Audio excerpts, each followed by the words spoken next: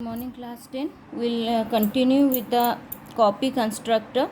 A constructor which is used to initialize the instant variable of a object by copying the initial value of the instant variable from the another object is known as the copy constructor. So when the initial value is copied from the one value to the another variable, the initial value given to the instant variable of one variable to the another variable by making an object through the object from object is known as the copy constructor. So constructor is used to initialize the instant variable of an object. So object, it is carrying the instant variable of an object. So the object is carrying the instant variable by copying the initial value. So what the initial value this instant variable is having of the instant variable to another object, from one object to the another object, when you are copying, it is known as the copy constructor. From one object, the initial value is copied from the one object to the another object, it is called the copy constructor. Direct entry copy constructor.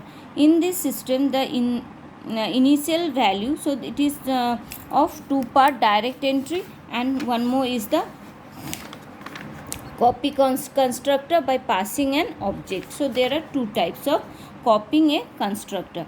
So direct entry copy constructor is, in this system, the initial value of the object is copied by assigning it to another object. From one object it is assigning, means giving the value to the another object. See, by example you can understand in a more better way. So here there is a class copycon is there. So the class use the parameter and a copy constructor. So copycon, it is written the same, and here x and y is given. So a is equal to x, y is equal to whatever the value will come from x will go to a and x will go to b. So in the next class, you see here we have made an object. So object copycon, the class object we have made ob equal to new copycon and written 5 and 8. So 5 and 8 will be passed from here and it will go to a and b. So in the next case, you see here written copycon ob1. So the same class object written and a different object, this is ob and this is ob1. So ob1 is equal to ob, that means in ob whatever the value is there, in ob what the value is there, the 5 and 8, so that is got copied to the ob1. So that is the getting copied from the value of the instant variable. So these are the value of the instant variable a and b. So this is stored in an object. So from one object to the another object, when it is assigning, it is copied, it is called the copy constructor. The second case, by using a passing object. So passing object, so in this system the object is passed to the constructor. Further, the instant variable of the current object, that is the object through which the constructor is called, are initial by the copying the value from the object passing to the constructor. So here, with the help of the making an by passing an object, like we have done in the previous case, when we pass the value through by making an object, see, the class object is made.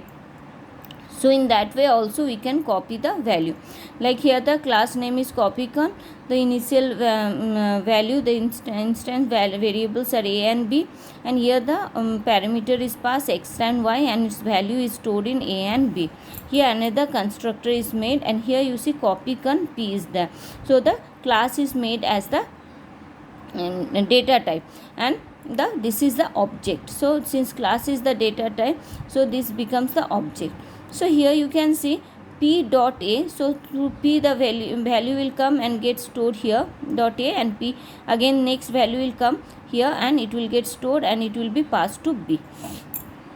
So here the same case, the ob equal to new copycon 5 and 8. So 5 and 8 is stored in OB, and copycon OB1 equal to new copycon OB. Only OB is written. So in OB, what are the values there? 5 and 8.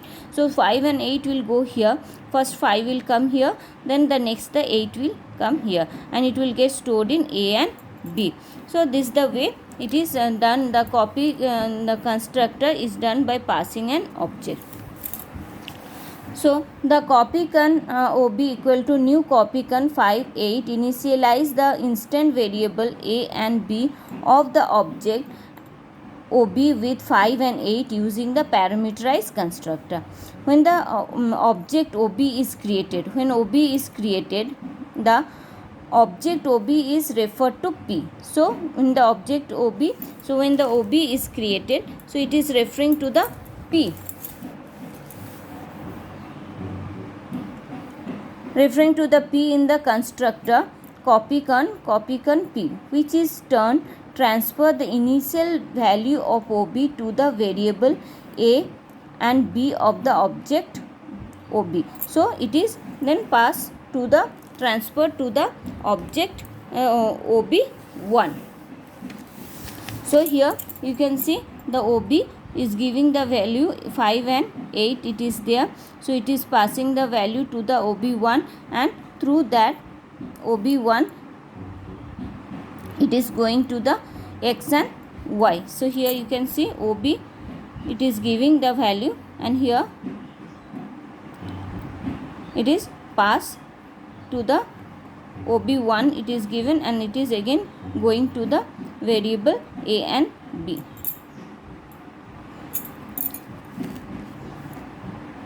So the value of A and B was 5 and 8 of the object OB are copied through the P of A and B of the object OB1 respectively. Some facts to be kept in the mind while using the constructor. What all facts we have to keep in mind? First is, constructor as a member method should have the same name as the class name. The constructor is always having a same name as the class name. As a constructor is used to initialize the object instant variable, it does not need to use return type. So it is we are for initialize purpose only we use, so there is no return type in a constructor. The constructor is not called through an object, but it is automatically invoked when an object is created. So we are not making an object and calling a constructor when the object is created. So when the object is created, automatically the constructor is created. Hence we should not try to call an object constructor by making an object. By making an object, so we should not call a constructor.